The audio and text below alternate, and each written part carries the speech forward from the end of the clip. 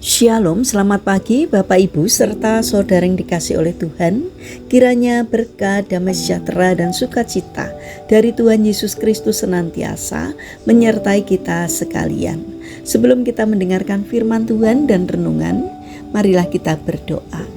Tuhan Allah Bapa yang Maha Baik, kami sungguh bersyukur atas kebaikan dan kemurahan-Mu, karena Engkau Tuhan yang selalu melindungi dan memberikan pertolongan dalam kehidupan kami. Jika saat ini kami akan mendengarkan firman-Mu, kami memohon Tuhan mengurapi kami dengan Roh Kudus-Mu agar kami dapat mengerti dan memahami apa yang Tuhan sampaikan kepada kami, sehingga iman dan karakter kami semakin hari semakin baik dan boleh berkenan di hati Tuhan. Mampukan kami untuk menjadi anak-anak-Mu yang mentaati firman-Mu. Terima kasih Tuhan, di dalam nama Tuhan Yesus Kristus kami sambut berkat firman-Mu. Amin. Bapak Ibu serta saudara yang terkasih, bacaan firman Tuhan saat ini diambil dari TB2 surat 2 Tesalonika pasal 3 ayat 11. Demikianlah sabda Tuhan. Kami katakan ini karena kami dengar bahwa ada orang di antara kamu yang tidak tertib hidupnya dan tidak bekerja, melainkan sibuk dengan hal-hal yang tidak berguna. Tema renungan saat ini adalah waktu yang bernilai.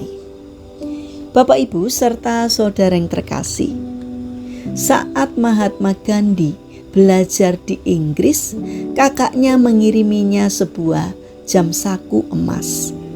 Ketika kemudian ia memilih hidup sederhana dengan kembali mengenakan pakaian tradisional India, ia tetap menyimpan jam tersebut.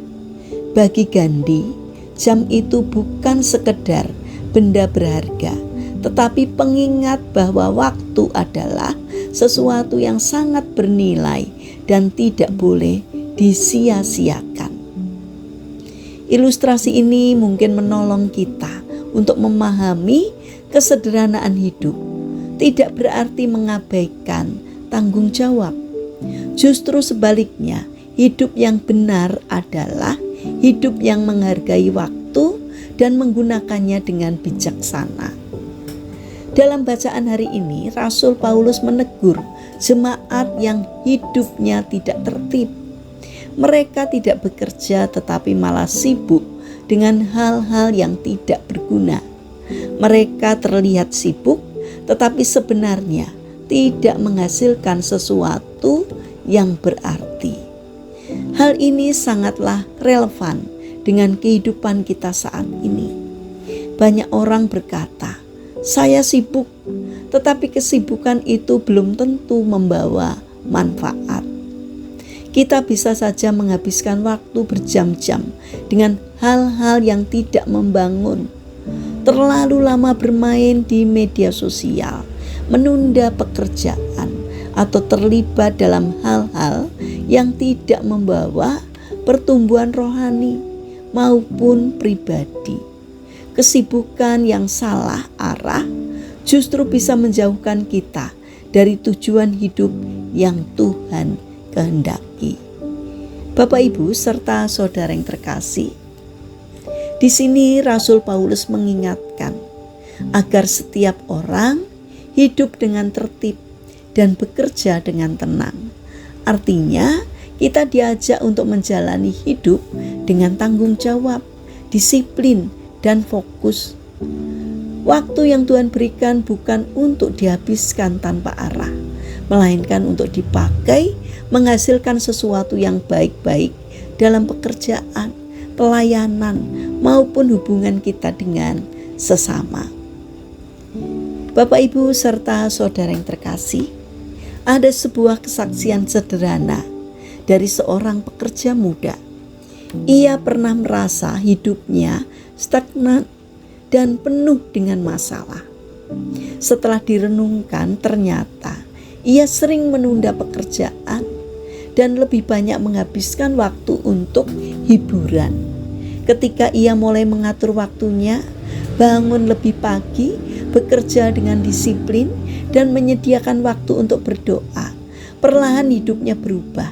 Ia menjadi lebih produktif, lebih damai, dan bahkan menjadi berkat bagi orang lain. Perubahan itu dimulai dari satu hal sederhana, yaitu menghargai waktu. Waktu adalah pemberian Tuhan yang tidak bisa diulang. Setiap detik yang berlalu tidak akan kembali. Karena itu cara kita menggunakan waktu hari ini akan menentukan masa depan kita.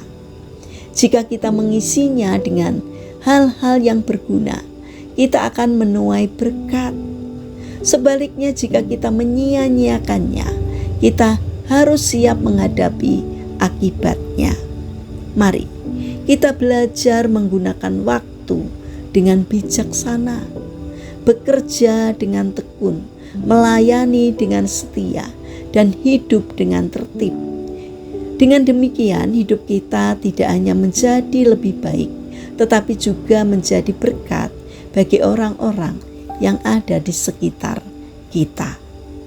Mari kita berdoa. Tuhan Yesus yang Maha Kasih, berilah kami hikmat-Mu agar kami dapat menggunakan waktu yang Engkau berikan dengan sungguh-sungguh, dengan baik. Ajarlah kami hidup tertib, setia dalam pekerjaan, dan bijaksana dalam setiap langkah kami, sehingga hidup kami menjadi berkat.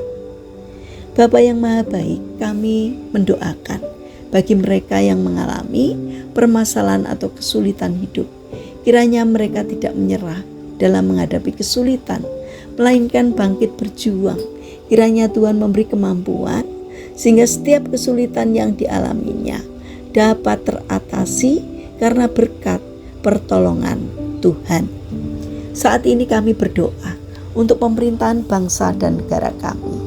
Berkatilah bangsa kami agar dapat menjadi bangsa yang semakin bijaksana dan semakin berkenan di hadapan-Mu.